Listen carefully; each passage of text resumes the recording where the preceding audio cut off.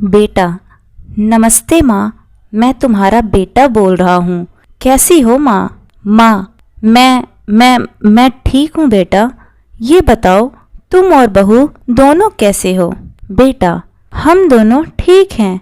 माँ, आपकी बहुत याद आती है। अच्छा सुनो माँ, मैं अगले महीने भारत आ रहा हूँ तुम्हें लेने।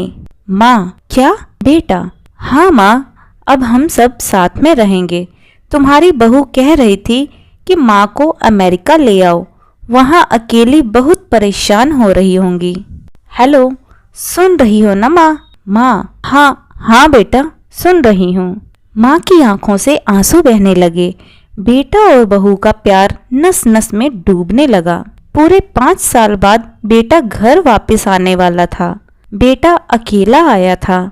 बेटा, माँ, हमें जल्दी ही वापस जाना है, इसलिए जो भी पैसा किसी से लेना है वो लेकर रख लो, और तब तक मैं किसी प्रॉपर्टी डीलर से मकान की बात करता हूँ। माँ, मकान?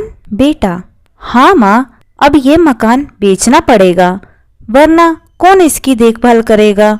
हम सब तो अब अमेरिका में रहेंगे। बेटे ने कम पैसों में ही मकान को बेच दिया और फिर हवाई अड्डे पहुंच गए। हवाई अड्डे पर बेटा, माँ तुम यहाँ बैठी रहो, मैं अंदर से सामान को चेक करवाकर और बोर्डिंग और वीजा का काम निपटा कर आता हूँ। माँ, ठीक है बेटा। काफी समय बीत गया माँ को बैठे बैठे कि तभी एयरपोर्ट कर्मचारी वहां पर आया। एयरपोर्ट कर्मचारी, माँ जी, किससे मिलना है?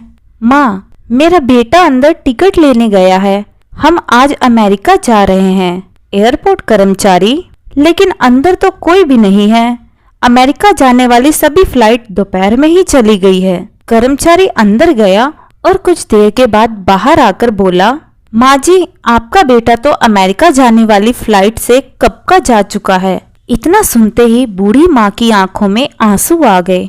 किसी तरह वो घर पहुंची, जो अब बिक चुका था।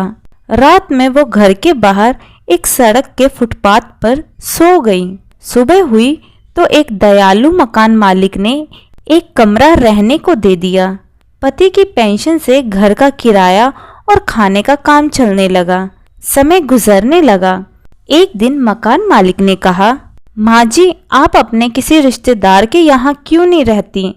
अब आपकी उम्र बहुत हो चुकी है, अकेली कब तक रह पाओगी?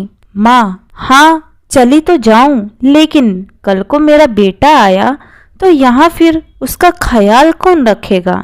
इतना कहकर उसकी आंखों में आंसू आने लगे। दोस्तों, उम्मीद है आज की माँ की ये दुख भरी कहानी आपको पसंद आई हो। मैं आपसे केवल इतना ही अनुरोध करना चाहती हूँ कि कृपया अपनी माँ को ठेस ना पहुँचाए।